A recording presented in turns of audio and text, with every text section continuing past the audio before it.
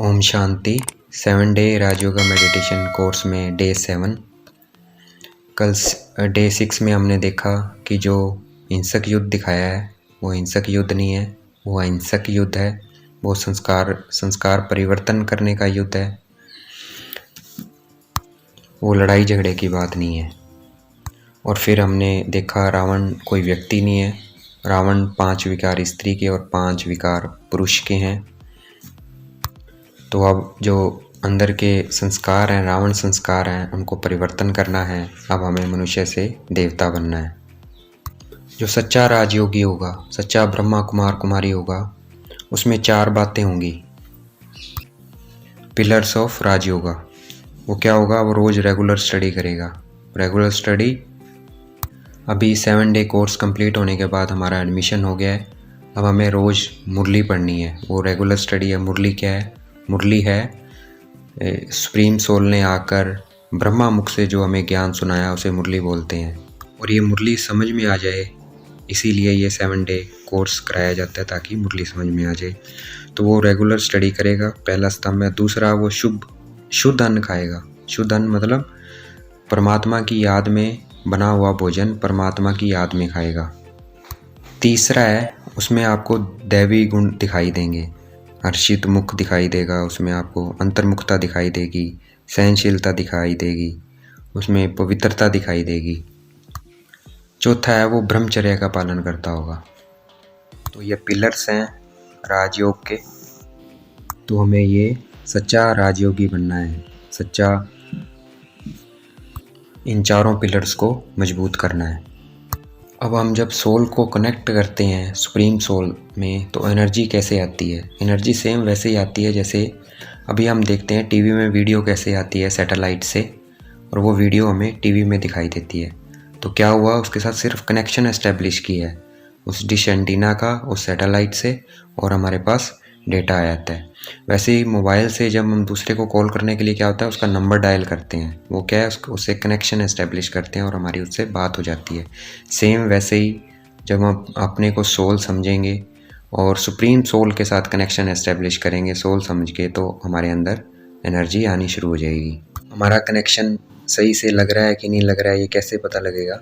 ये पता लगेगा 8 शक्तियाँ हमारे अंदर। अगर हमारा कनेक्शन सही लग रहा है, हमारा मेडिटेशन सही हो रहा है, तो हमारे अंदर 8 शक्तियाँ आ जाएंगी। हमारा कनेक्शन सही लगा है, हमने अपने आप को सोल समझ के उस सुप्रीम सोल के साथ कनेक्शन सही जोड़ा है, ये पता लगेगा जब हमारे पास शक्तियाँ आएंगी। 8 शक्तियाँ हमको मिलती है। तो वो चेक करना है कि वो 8 शक्तियाँ आ रही है। पहली शक्ति है विस्तार को सार में करने की शक्ति आ जाएगी हमारे अंदर। हम बहुत बड़ी बात को बहुत छोटा कर देंगे। दूसरी शक्ति आ जाएगी बित्ती को बिंदी लगाना। जो भी पास्ट हुआ है, जो अच्छा हुआ है या बुरा हुआ है, उसको फुल स्टॉप लगाना। तीसरा है सहन करने की शक्ति आ जाएगी हमारे अंदर। मतलब कोई हमें कुछ बोलेगा, बुरा बोला, कड़वा बोला, किसी ने कुछ गलत कर दिया, मतलब थप्पड़ भी मार दिया है, तो भी हम उसके लिए क्या सोचेंगे? शुभ भावना, शुभ कामना। जैसे पेड़ है, एक आम का पेड़ है, उसको पत्थर मारो तो वो क्या देता है? फल देता है।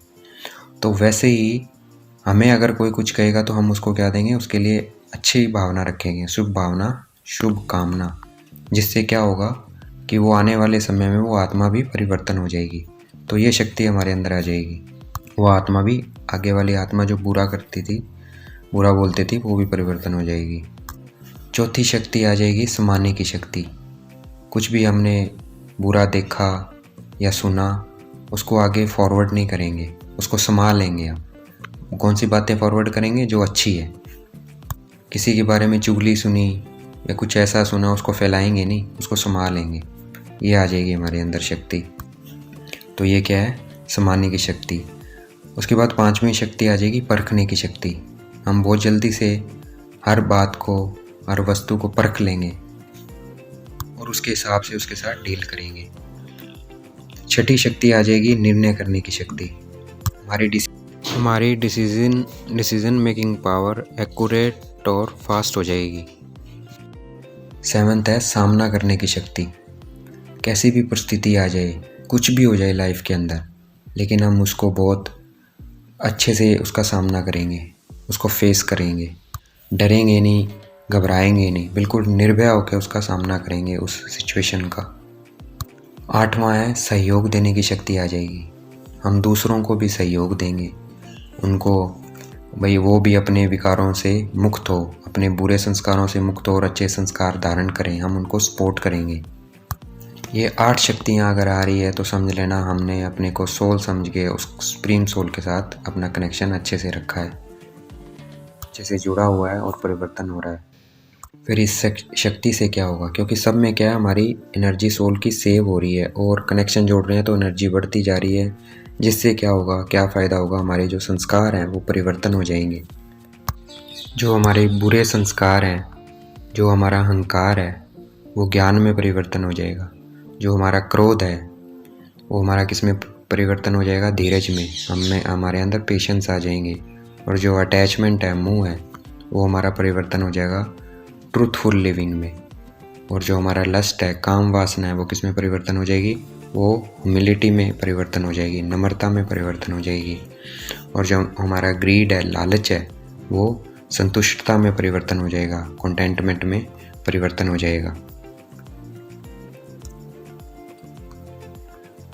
तो हमने देखा कैसे हम अपने नरक जैसे जीवन को स्वर्ग जैसा बना लेंगे, लोटस लाइफ जीने लग जाएंगे, स्वर्ग जैसा जीवन बन जाएगा अगर हम इस पे चलेंगे। तो रोज़ राजयोगा मेडिटेशन की प्रैक्टिस करेंगे तो हमारा जो लाइफ है वो स्वर्ग जैसी हो जाएगी। यहाँ हमारी लाइफ जैसे ही स्वर्ग जैसी होगी वैसे ही फिर हम क्या बन जाएंगे, हम स्वर्ग में जाने के लायक बन जाएंगे। मनुष्य दान पुण्य क्यों करता है, कि अगले जन्म में अच्छा मिले, मेरा अच्छा जीवन हो, इसीलिए करता है ना। तो ये कितना आसान है। राजयोगा मेडिटेशन से हम अपने जीवन को स्वर्ग जैसा बना सकते हैं, बगैर तीर्थों पर जाए, धक्के खाए, बगैर दान पुण्य किए। सिर्फ इस राजयोगा मेडिटेशन से हम अपने जीवन को नरक से स्वर्ग बना सकते हैं, विदाउट एनी, कोई खर्चा नहीं करना है इसमें, हम सिर्फ राजयोगा मेडिटेशन की प्रैक्टिस करनी है। आई विश कि आप सब राजयोगा मेडिटेशन सीखें और अपने लाइफ को लोटस लाइक लाइफ बनाएं। अच्छा, ओम शांति। शुक्रिया मेरे बाबा, शुक्रिया।